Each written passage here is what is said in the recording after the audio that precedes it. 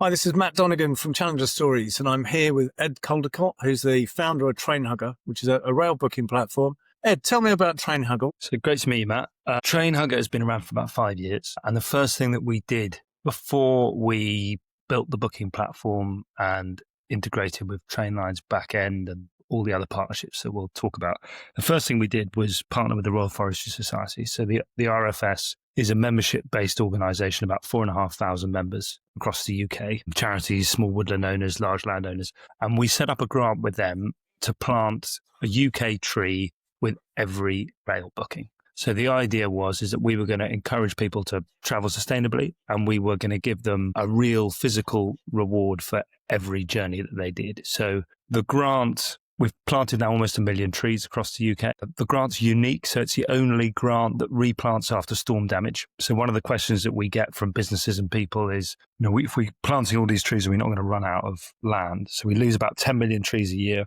to storms, and our grant restocks after storm damage. So we do sort of mixed woodland. A lot of the trees that we lose are sort of monocultures, and we replant with a mixture of hardwoods and softwoods. And you've got planting for biodiversity, planting for furniture, planting for disease-resistant trees, so a load of different projects. But essentially the key thing is we are trying to create climate-resilient woodlands for the future. So we have that message, we have that tree with every booking, and then we do it for both businesses and people doing their daily travel.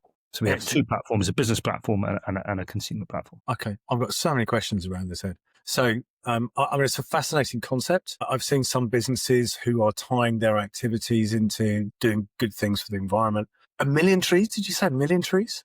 So we've done a million trees, which is obviously more or less a million bookings. And what is interesting about our growth, and what I'm sure we'll come on to, how we've grown and how we've done it, is how much of it has been organic. So we have partnered with a few, we've sponsored Millwall Football Club, Crystal Palace Football Club. Sort of unlikely partnerships.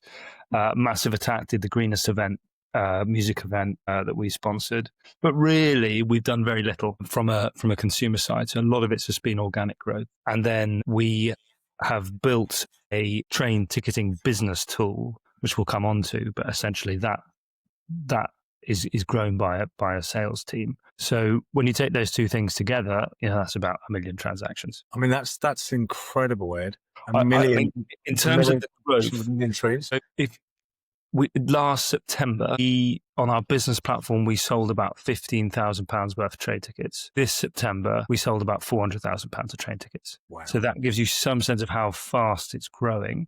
And on the business side, it's growing for 3 reasons. So it's growing because the technology works. That's the first reason. Second reason is that the booking of the sustainability managers at the large corporates love the tree piece. And the third reason, of course, is that we are cheaper than all of our competitors. So then the obvious question is, why? Why are we cheaper? And that kind of comes down to a knowledge of rail. So I've been working in rail for almost 20 with another business that I run, building real-time information systems. So essentially we understand the rather boring and tedious back end of railway timetables. And that's allowed us to find extra value around the place and essentially bring down the booking fee for the businesses. So then if you're trying to do this, if you think about your, in our case, if you think about the tree, but it might be whatever it is, it might be wildflower meadow restoration, whatever sustainability piece you have, that's kind of the glue, but it's not going to be, it makes your proposition really sticky, but it's not going to be the reason why you convert someone. That's nearly always going to be, is this platform easy to use, the job, and is it saving me money? So you've got to tick those 2 boxes before you tick the third box. Yeah. So essentially, you've got to solve the problem. You've got to solve it and be better than the competition out there. And then people look at the icing on the cake, which is that for businesses, it's the ESG component. For consumers, it's straight up environmental. And then for consumers, what's fun is that you buy a train ticket, and then we will email you the following day telling you that you've planted a hawthorn in Dorset or an oak in Yorkshire or whatever it is. So the way that we do that is so the tree planting season runs from November to March. So we've planted a whole load of trees last year, and then we know they've gone in the ground. We've paid for them to go in the ground, and then we will allocate them the following year. So hence the fact that essentially, and it's all automated, but we will allocate that rowan tree to that journey, and then you'll receive an email. So that's nice. Then you can check out the project. So that again makes people feel like, and that's kind of key in terms of the actual sustainability piece itself, is that there are a lot of companies, planting trees when you buy that product or doing this or that. First thing is, I think carbon promises are a complete waste of time, partly because we're all skeptical because we know that the carbon markets are dodgy. Secondly, it doesn't mean anything to me as a person. I don't know what a ton of carbon looks like, what it is. Whilst we all know what an oak tree is, we understand it, and we know where Dorset is. So those two things together, the localism of it, plus the Royal Forestry Society, so we know that is a well-known charity, so we can have some confidence in them. And then the species of tree is really important, rather than a tree I've never heard of in a country I've never heard of making a carbon promise that is meaningless. Yeah, so it's tangible for the consumer in a language that they understand. Exactly. Absolutely. So, I think I might know the answer to this even without asking you the question, but what made you start Trainhugger in the first place?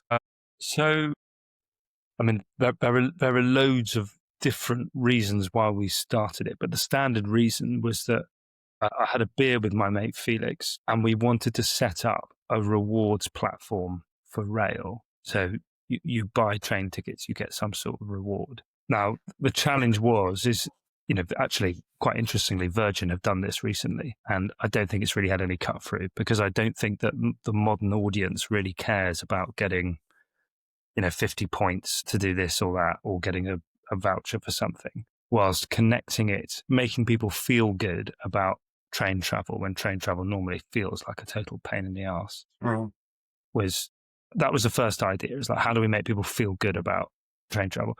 The second idea was that, which is slightly more cynical, is that the world of train travel is full of lousy brands. So if you look at some of the worst brands in the UK, you've got, think about Southern and Thames Water are probably in the same basket. So we wanted to go into that world and create a brand, which actually we haven't done yet. So that we're still going to do that. We're sort of at the moment still gathering ideas about how we might do that, but that's probably going to come in about 18 months' time.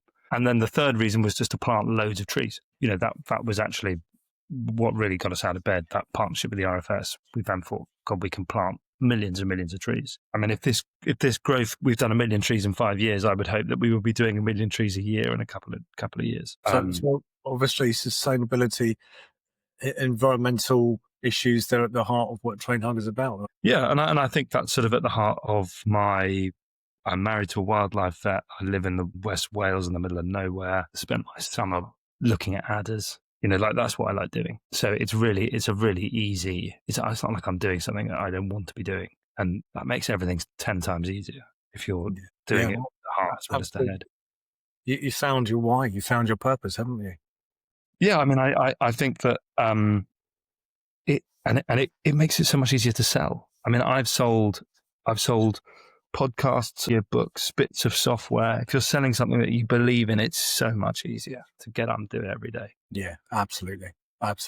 It's fundamental, isn't it? Having an understanding about what it means to the consumer and what it means, or the end user, and actually the impact that it can have on other people's lives is. Yeah, and we don't care. We don't care if the business that we're talking to doesn't care about trees. And there are plenty that we talk to who don't care about, sustainability is a nice to have, but we do care. So if we catch someone who's doing 30,000 transactions, that's amazing. It's amazing for us. And it's often amazing for them too. Yeah, absolutely. So that's what made you start in the first place. What have been your big challenges?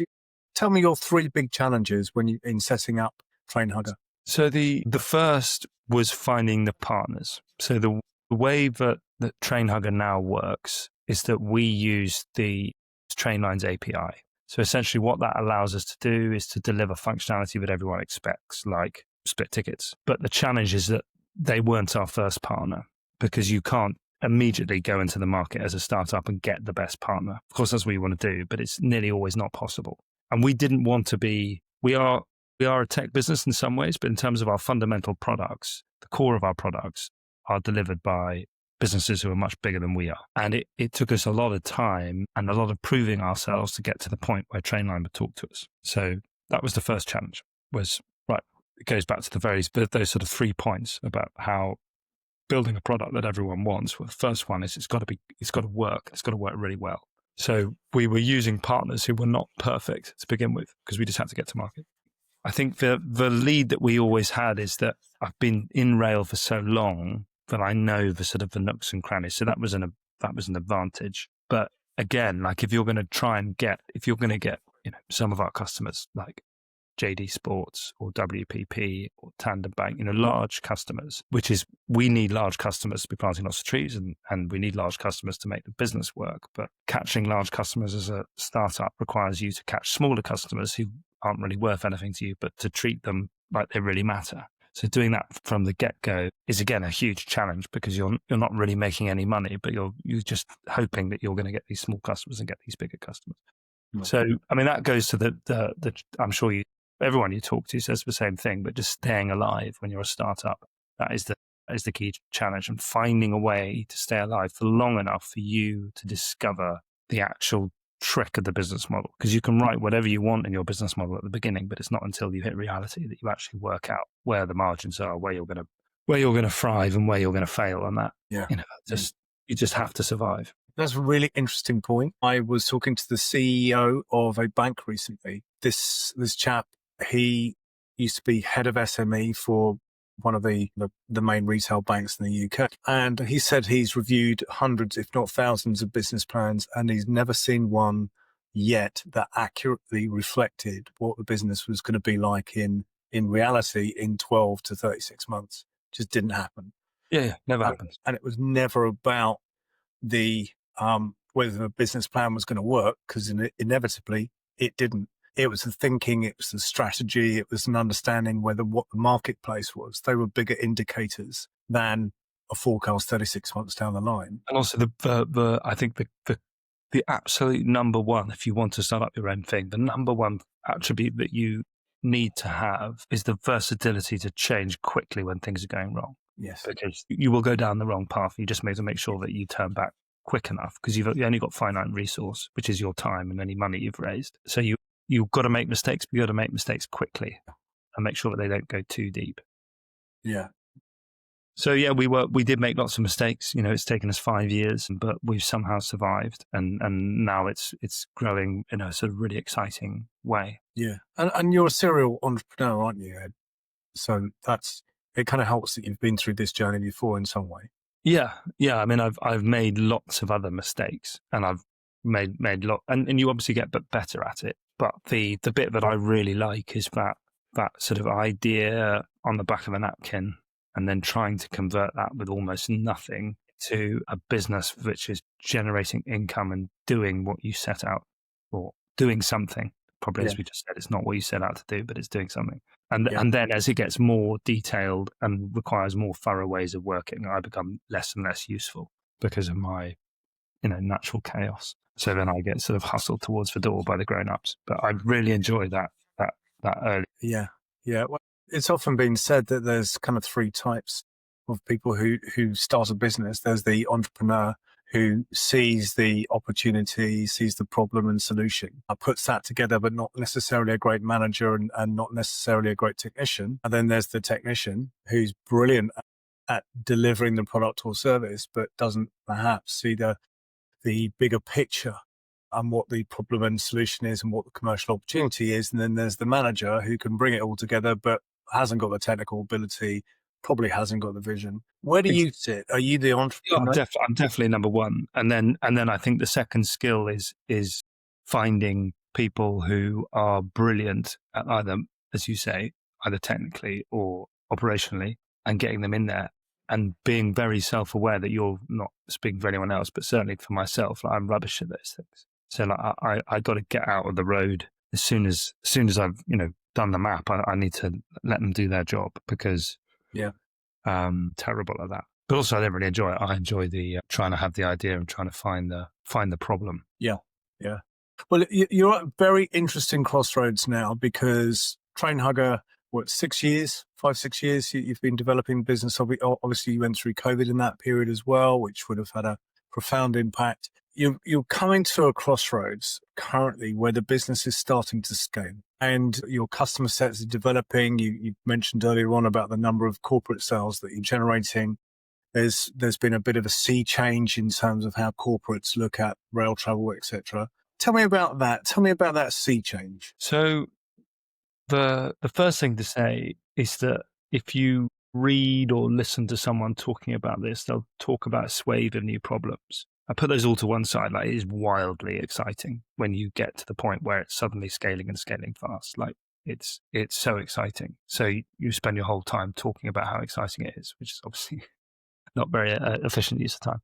So the second thing about scaling is you've still got the same challenge that you had right at the very beginning, which is how do you keep a control on your money? Because it's very tempting to start grabbing every single opportunity now that you've got a bit more cash. But the reason why you got there was being unbelievably focused on what works. So you have to try and maintain that focus as you scale whilst grabbing the new opportunities, but making sure it's the right. So it's very similar challenges. And then, of course, there's growing the team, which is one of the hardest challenges that we all have. And I've always found that you have 4 or 5 brilliant people who do nearly all the work. So you want to try and find those brilliant people. And that's difficult. But as I said, I'm not the person who is really going to be in charge of that. Is my business partner, Felix, who's, operationally brilliant. So he would be doing that, not me. So I'm almost at the point with Trainhugger where I'm going to do something else. Okay. So the next entrepreneurial challenge for you then? Yeah.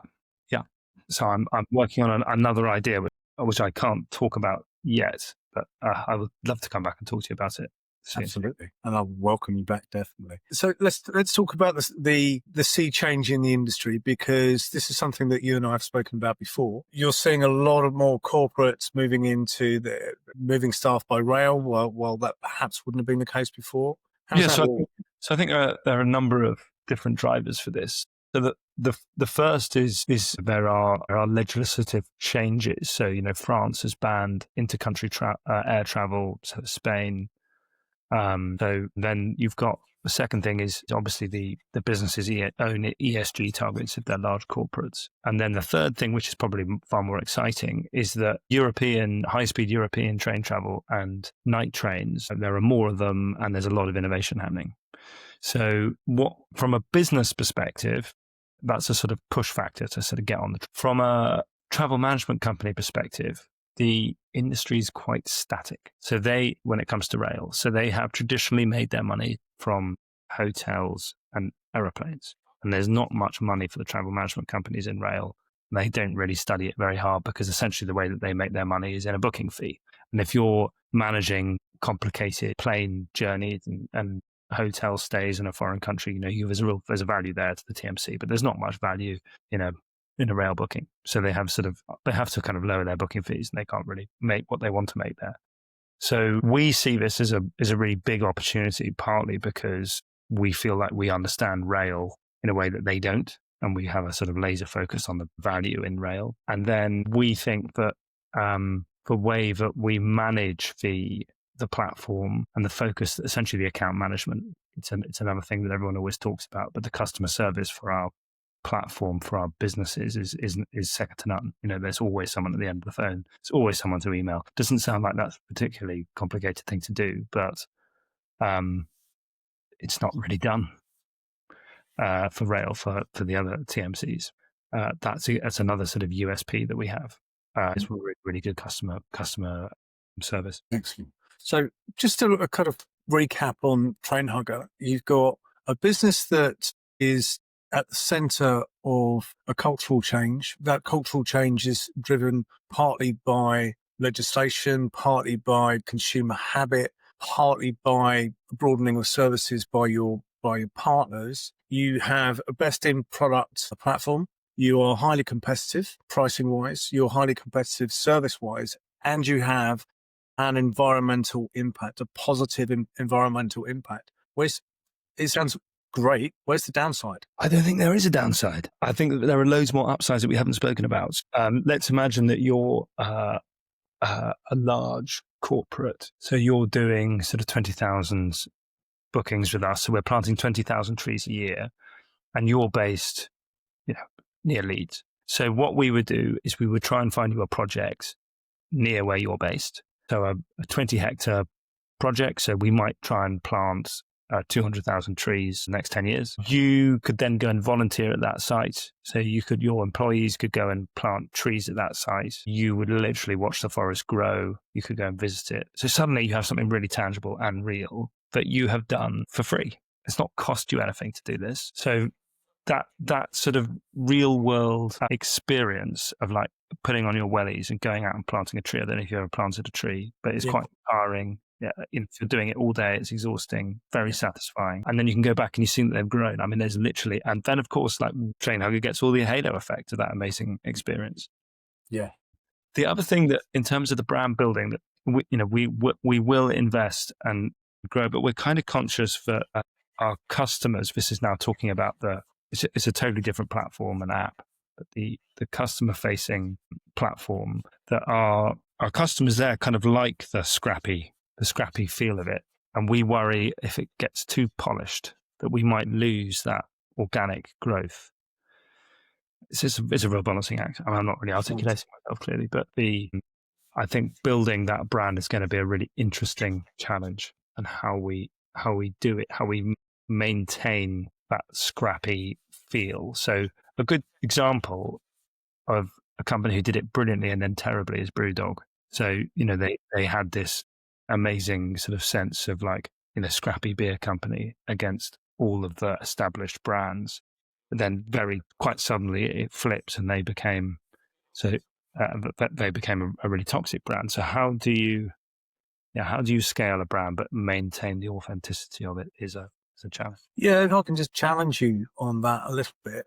Brewdog, I mean, the punk ethos right from the beginning, and they helped formulate a new part of their industry. It really allowed the craft beer sector to really explode with a great product. The difference is, part of their ethos was embedded in what turned into, from the outside world anyway, toxic culture. If I may be so bold, I don't think, Ed, that you're going to be the person or the company that develops a toxic culture.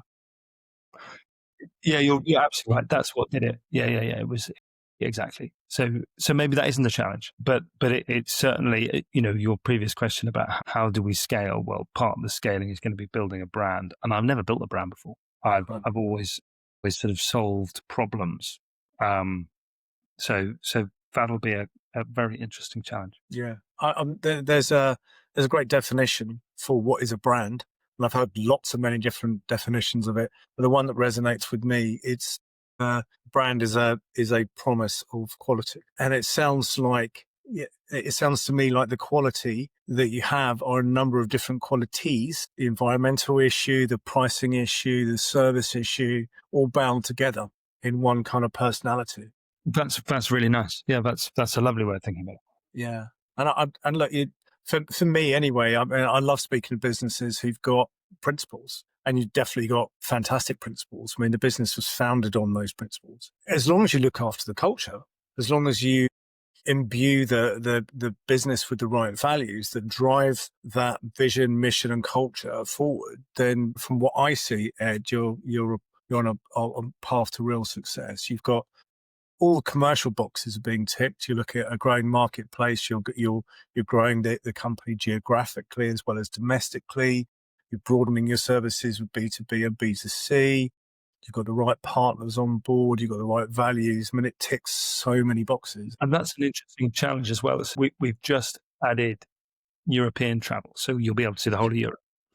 And so essentially, what we're now trying to go after are Spanish, French, and German businesses. And so we need Spanish, French, and German projects. And you suddenly, once you start kind of getting under the skin of European NGOs, you suddenly realize it's a totally different landscape to the UK. There is no membership organization in France for tree planting. It's done in it's a totally different kettle of fish.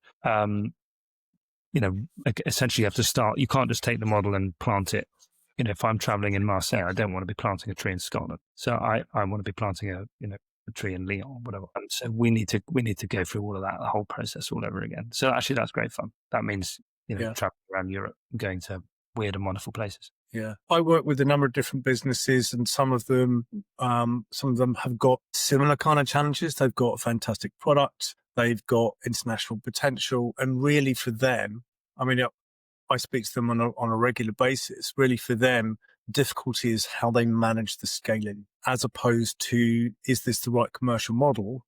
They've gone past that point. There's still a few things to flesh out, but really it becomes what the scaling journey is, how they're going to manage the growth. So what do you think your biggest challenge is in managing the growth of the business at the moment? So at the moment, the growth is coming from so many different directions that it's in making sure that we're maximizing the potential of those different inbound or those different opportunities. So just to give you an example, we are taking on a lot of travel management companies outside Europe. So Far Eastern TMCs, American TMCs, who essentially do a little bit of train travel in Europe. There's huge opportunities there.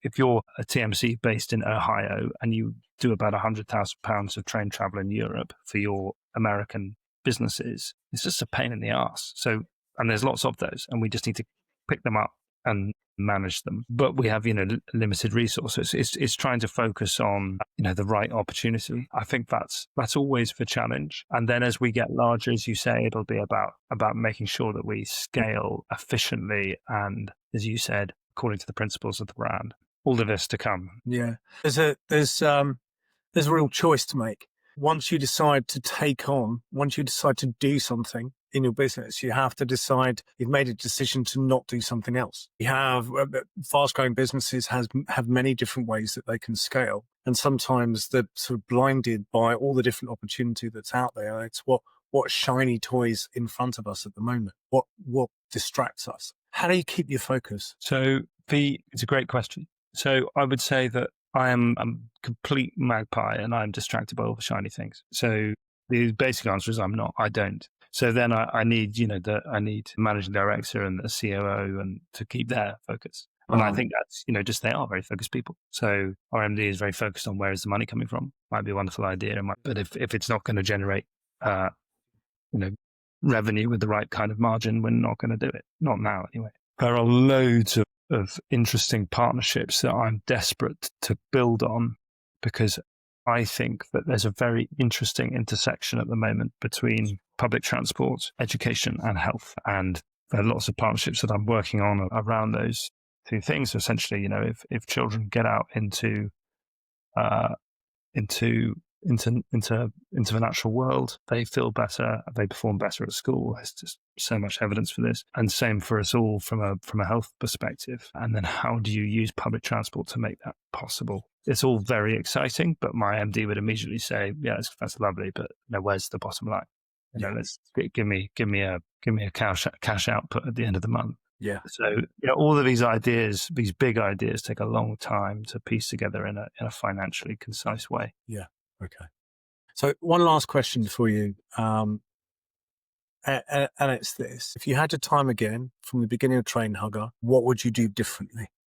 Brilliant question. So we always knew at the very beginning that the structure that we have now, which essentially is a very powerful business platform with which is what generates the revenue, and then a consumer platform which makes us look good. So essentially that's the structure.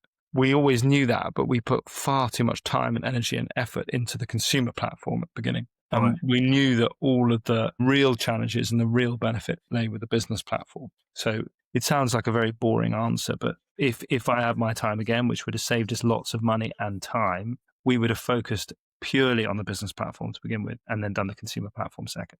So in terms of, in what wider lessons are there that we can draw about starting up a business, is just take longer in setup, like time in preparation. It's the same for anything. If you're painting a room, writing a book, or setting up a business, like the more time you spend in thinking about it, the less time you will waste in the future. So I think, especially when you need to start because you need essentially a salary, because you need to buy your milk, pay your rent, or whatever it is.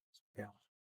Those two things are in conflict. So the longer you can, if you can just work in a bar, or I used to work nights as a journalist, but like if the longer you can do that, the more time you have to settle, to plan. Yeah. Everyone always said, start as quickly as you can, make the errors. Yeah, and that's true, but you're also burning your cash as soon as you start. Yeah. And the greatest thing that you can do right at the beginning is identifying what your ideal customer profile is. Once you've got your ICP, once you're solving the problem for that person and you understand why you are solving it for that person and what the potential marketplace and the adjacent areas that you can move in, every hour that you spend working on what that problem is for that particular customer set that drives the value is kind of 4 or 10 hours that you've saved in developing and growing the business. So it's a brilliant point, actually. You said it was a boring answer. It certainly wasn't. It was the perfect answer. It's the only answer, isn't it, really? I mean, that's always what you should do is, be less time, chicken because you fired the gun, and more time thinking. And I really mean thinking right at the beginning, like before you raise the money. Yeah. Because as soon as you raise the money, there's an expectation that you have to spend the money. Yeah. Yeah. And the longer you delay that, better, just the better on so many different fronts. Yeah, absolutely. So actually, that was a perfect answer and a brilliant way to finish the interview. So, Ed, so much. It's really want to find out more about Trainhugger. Your journey's just beginning, if you excuse the pun there, but it really is. And I'm sure you guys are going to, I would say fly, but again, that's terrible. And the incorrect pun as well. But you're going to be on track for success. Can I keep Yeah. Well, let's stay in touch. And I'll let you know how it goes. So that's brilliant. So it's trainhugger.com, right? Trainhugger.com, and then you can, that's for consumer platform, and then .trainhugger.com is the one we use for businesses. Perfect. Okay. Ed Caldecott from Trainhugger, thank you. It's been an absolute pleasure. Thank you so much, Matt. Thanks. Bye-bye. We take care.